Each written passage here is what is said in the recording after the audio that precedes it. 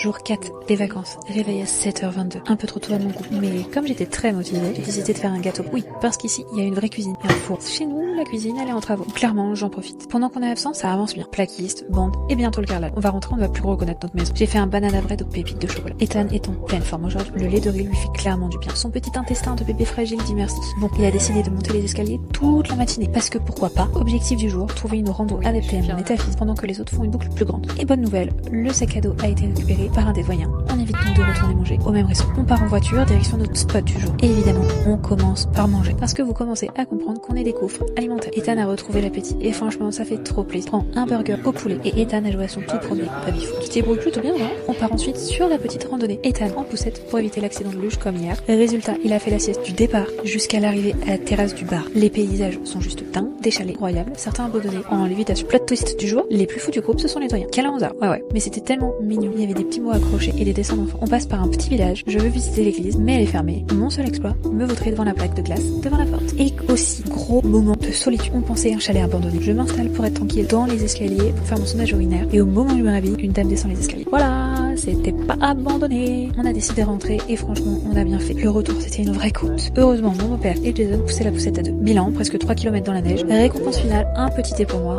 un biberon pour Ethan. Il a joué encore un peu dans la neige avec son père et confirmation, il aime beaucoup trop la neige. Au retour au chalet bien mérité pour nous trois et bain bien mérité pour Ethan puisqu'il a décidé de parfumer toute la maison. L'huile d'avocat dans le bain, repas, dodo pour lui, pour nous. À demain, n'oublie pas de t'abonner. Bisous.